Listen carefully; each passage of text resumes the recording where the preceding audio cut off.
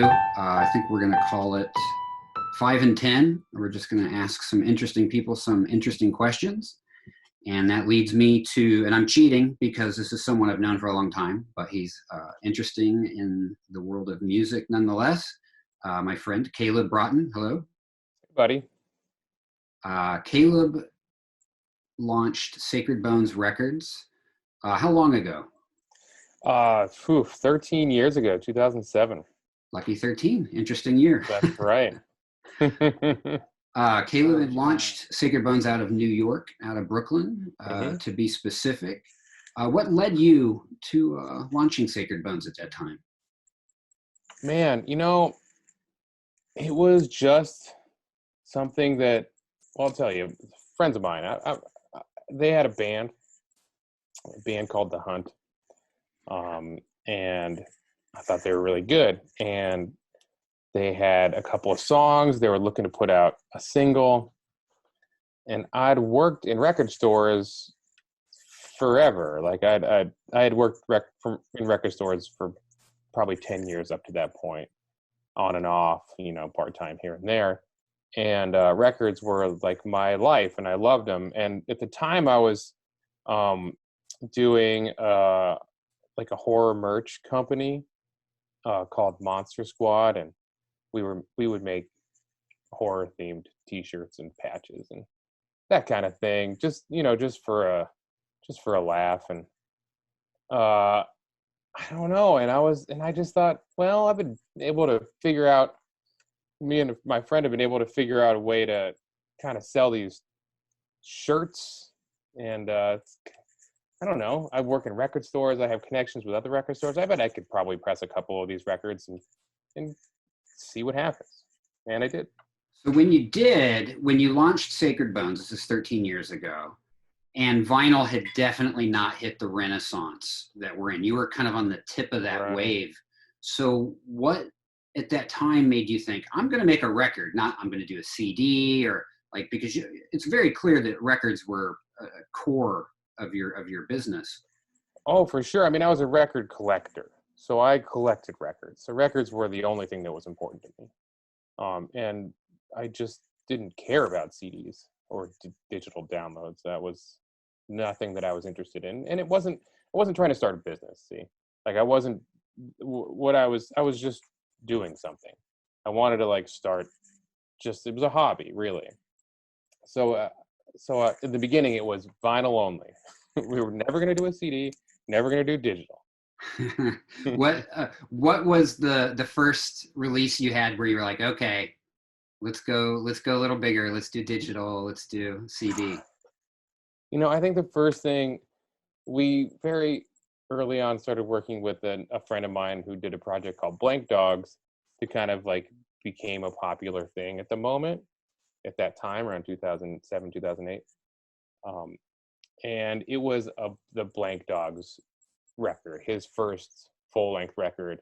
He was like, I want to put it out on CD. Do you want to do it? And I was like, yeah, okay, fine. And yeah, it was kind of fun.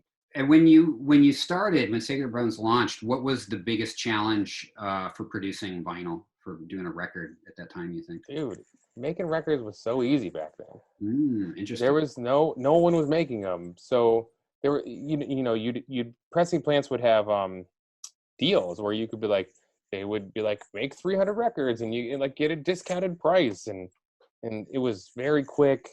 It's not like it is now where there's like a 6-month wait. It was like, it would take a month. You hand it in. It was a lot easier. Wow. And I would say. So the only problem was coming up with the cash. Right. And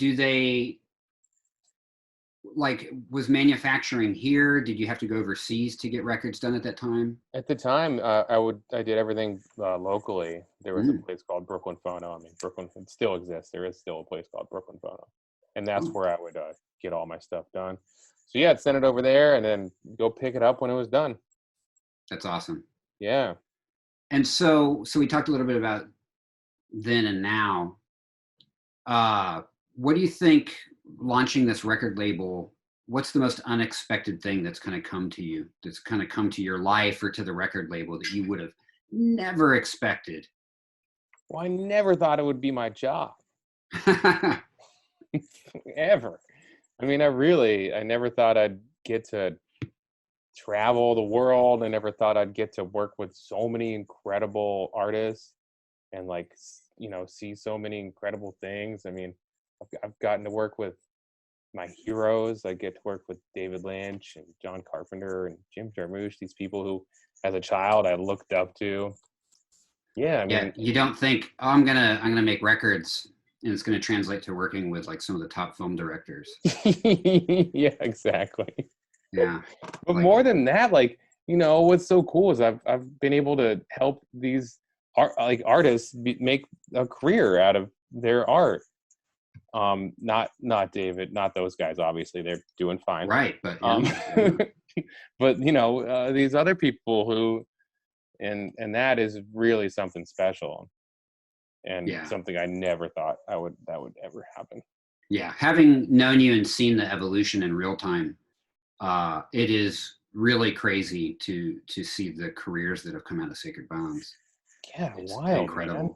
It's incredible. I'm sure every now and then you just have to kind of pinch yourself and be like, because it does go back to, you started this thing and it grew and it has a life of its own, and these are the people that came from it. That's pretty amazing. Yeah, I definitely try not to think about it. Yeah. Too much pressure. Yeah. Yeah, it's overwhelming. So looking forward, we're all in a really weird time right now. Yeah. I mean, that's why I'm sitting here interviewing you via video and you're there. Exactly. Because we have nothing better to do. We're in our homes. Yeah, it's Saturday night. Yeah, this is how we do it. But looking forward, is there anything on the horizon you're really excited about you can talk about, or anything that you're like, I can't wait till this apocalypse winds down because Sacred Bones is going to do blank? We're going to hug a bunch of people. No, yeah, I mean, we have a lot of great stuff coming up this year, some of which will come out next year now. Right. Some of which will still be, we're still in the books. There's some really exciting stuff coming from John Carpenter. I will tell you that I'm really looking forward to. Awesome. Always awesome. Yeah. And given the conversation about travel and being stuck, I thought it'd be fun to ask you, if you could, right now, what would be better, a bourbon in Tokyo or a coffee in Paris?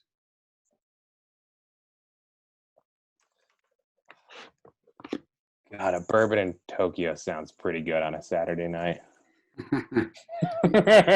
Safe answer. Yeah. Yeah. Ask me tomorrow morning. I might tell you Paris. Fair enough. Yeah. A tiny, cramped bar in Tokyo sounds pretty amazing. I know. I hope we can get back to that. Yeah, we will. I know. It's funny because at the time you're like, oh, this place is too crowded. Yeah. I need some space. Yeah. Now we have enough of that. I promised 10 minutes, so we're almost at the cap. Let's tell everybody where they can find Sacred Bones and find Caleb Braaten. Oh, well, I'm here, but Sacred Bones is, and please don't come find me. Sacred Bones is sacredbonesrecords.com. Cool. And that's, you'll find everything you need there. Awesome. Well, Caleb, depending on what you need. Yeah, I think no, everything. You'll find everything you need there. Well, thank you so much, man. This has been a fun little experiment. We'll Gav. Do some more, and you can always tell everyone you were my first. Many thanks.